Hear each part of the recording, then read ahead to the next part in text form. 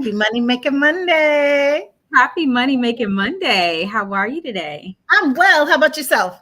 Man, I'm blessed. I'm rocking our baddie I sweat. know that's what I see. I got the pink, but Mhm. and it is about that time. It is going into hoodie and sweatshirt season again. That it is. Woo! That it is. Yes. Well, before we get into our topics for today, welcome to Money Making Mondays, or welcome back for those of you all who are in our tribe, as we say. My name is Quintaria Brunson, and I'm a financial strategist that is super duper committed to the elevation, the edification of my community, allowing us to see simple yet strategic solutions to allow us to scale our lives, our legacy, our businesses, and so on and so forth. I'm joined with my lovely partner and comrade and co-worker and all that good stuff. I'll let her introduce herself. Awesome. Thank you so much, Quintaria, guys. My name is Mercedes Coates. I am the owner and CEO of Coates Way Financial. We're actually a full-scale financial services company. Our main focus is to show you how to protect your income and assets. We also show you how to create tax-free streams of income throughout your lifetime and also in retirement. Happy to be here. And before we get started, we're going to go with the quote of the day. What you got for us? We got a quote. Yes. Believe you can, and you're halfway there. And that's from Theodore Roosevelt. Believe you can, and you're halfway there. Simple, straight to the point. That's all you got to do is believe first. And it's so, and however, that belief part, the belief, faith, and all of that, especially when it looks kind of questionable, kind of dreary, you're doubting yourself. But once you master believing that it's possible, believing that you're worthy of it, like you're halfway there. Hell, I would even venture to say maybe even more than halfway there, because the belief part really is the part that, like, you halfway up the mountain at that point. Exactly. If you don't believe in you, who will? Yeah, that's it at the end of the day, right? Yeah. So I love that quote. And that actually ties into what we're going to talk about today, right? I try to do what I can, you know. That ties in perfectly. So we are talking all things foundation today. Why your financial foundation is flawed, right? So we're going to talk about how to build it right. We are big on solutions. We know problems. People talk about problems all the time. We are solution oriented. We about implementing the strategies that we talk about, right? Everything we talk about 2025, it was about doing it, not talking about it, but doing it, right? Yes. And so excited to talk about that. All right, so let's dive in. So y'all know, I've been in financial services for 14 years. So I work with a lot of financial strategies. And one thing, Quintaria, that I notice is that a lot of people are building their foundation on sand. This sounds like a parable. That's exactly what it is. If you know the word, you're supposed to sound like a parable. Y'all better tune in.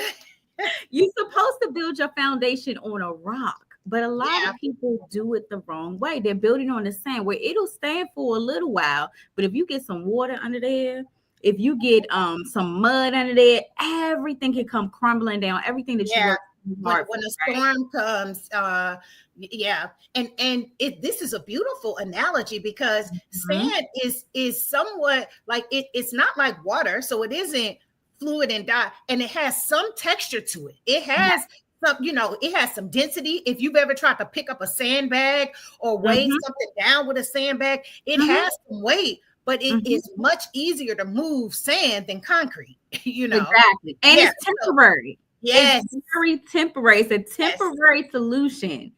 When you build it on a rock, that rock is hard. That foundation is strong, right? We're building upon something that we can build on for a lifetime. So how are we going to tie that into finances today? So we're going to give you guys some tips, right? We're going to talk about guarantees first, risk second. Okay? Guarantees first, risk second. All right. I'm excited to hear what you got. Awesome. All right. So look, someone was trying to tickle my nose, but I'm back now. But anyway, let's talk about the foundation. So one thing that I always preach is, by the time you're born, you need to have life insurance. Why? Well, the reason why is because if something happens unexpectedly and you pass away too soon, you want to make sure that your family can afford the final expenses, the care that you need, whatever the case is, medical bills, because guess what? Medical bills don't stop. If you pass away, your medical bills transfers to the person who is claiming your estate, right? So life insurance is super important. As soon as you got that social security number, that baby should have a policy immediately, right? It's super cheap. The second thing I would say is emergency funds, right? Emergencies happen all the time. How often would you say people fall into an emergency, Quintaria? Based on just, talking to people, business strategists, I know. Now I will say that the level of emergency, because for some people that vibrate at a certain place, they have an emergency every day. But because it is some people that like that everything is chaotic and in a state of emergency. And I don't want to take anything away from that, because if that is your life, then though an emergency is how it impacts you, right? Yep.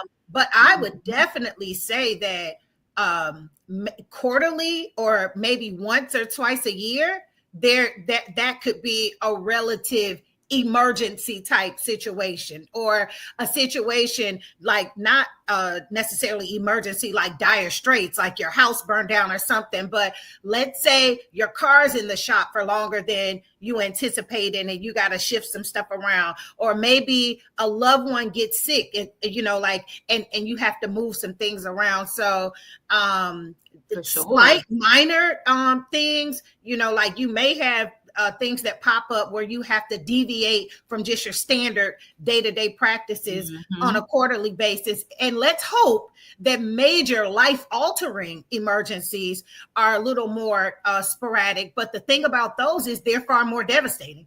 Being without a car for a month is one type of emergency, where I have to shift some things. Losing a loved one, that's a far more devastating and impacting emergency. Exactly. So I would say that having an emergency fund, I mean, there's not a certain number that I would say. I know I hear a lot of people say 6 months of your mortgage or your rent saved up, right? To some people, that's kind of difficult, so I don't want to say you have to have 6 months, but I would say you need to have access to liquid cash that you can pull out from different places, whether it's a bank account, an equity asset, someplace where you can pull liquid cash to cover those emergencies, right? That should be the second thing that you're putting in place after life insurance, because life happens, right? Expected or unexpected. The third thing that I would say is basically retirement planning. I think that the earlier you start with putting money away in a vehicle that can compound. Now, what do I mean by compounding interest? Meaning you're going to earn interest on your interest over time, right? So it gives you the opportunity to double your money faster. The earlier you start, the more money you will have in the future. So even if you're young, if they're 18, have them put away $25, $50. If they're 20, have them put away 50 to 75. Every milestone, every couple years, you should be increasing what you're putting aside for the future. Right? And one thing too, even going back to when you said when a child is born, you should get life insurance on the child. A lot of people really don't truly understand how important that is. But think about it. It's not a whole lot of financial vehicles available to a 6-month-old, So one, take advantage of the financial opportunities that avail that child at that time. And then getting into your next point about saving for retirement, it's about the consistency. It's the habit of it. Exactly. So by the time you're in your 40s and 50s, the habits that if you haven't built a habit of saving, investing, understanding your risk tolerance and how you flow and move financially, it's not that you can't, But it is much more difficult after living several decades to now try to discipline yourself or unlearn to relearn. Whereas if you teach a 15-year-old, we put away for this, we invest for this, and it is their capacity to do it is much greater once they're in their 40s and 50s and beyond. Absolutely. That was a great point. And that goes right back to my favorite proverb, Proverbs 22:6. Train a child up in the way they should go. And when they are old, they will not depart from it. So I love that analogy. It makes sense. They learn faster. It's those habits that are going to make responsible adults, right? Thank you. And you know, I'm big on energy and atmosphere.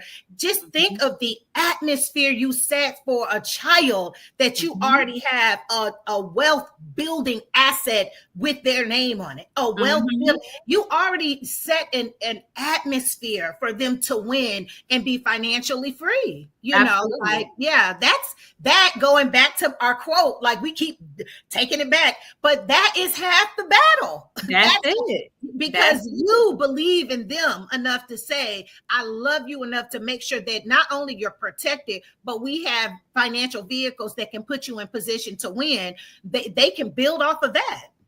Yeah, absolutely. And like you said, life insurance is a twofold. Not only are they going to have the life insurance plan, but in life insurance, there is compounded interest.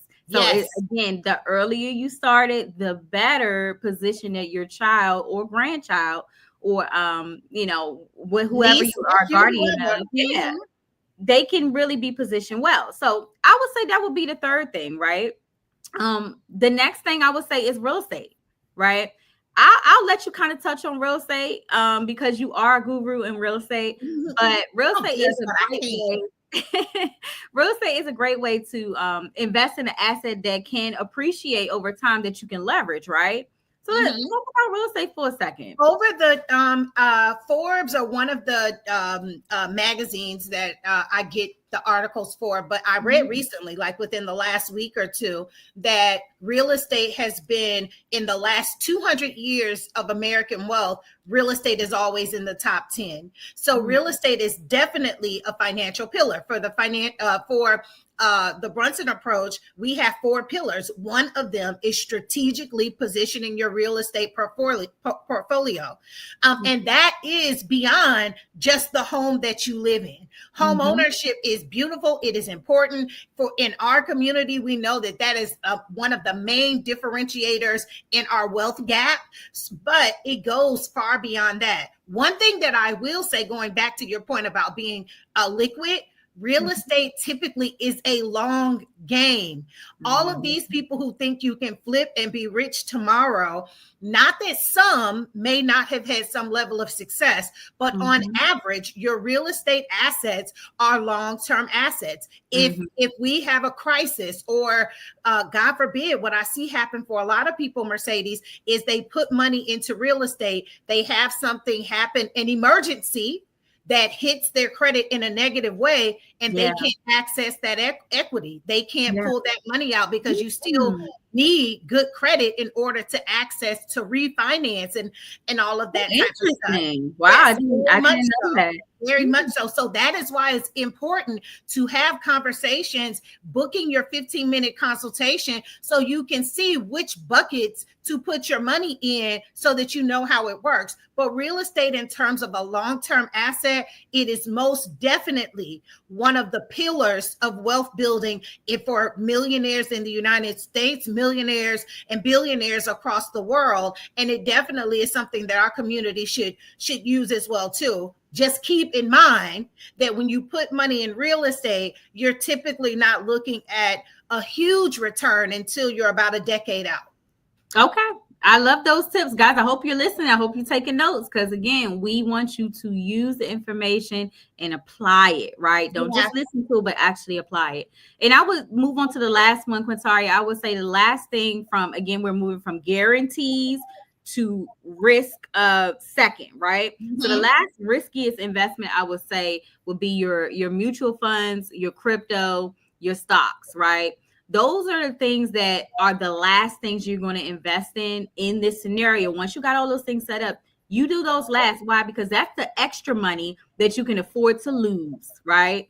Because again, those are risk averse. You can earn, but you can also lose. So you want to be able to put money into those places last after you already set up your guarantee so that you're consistently earning. And now you have the opportunity to excel and have a higher rate of return with those. Yeah.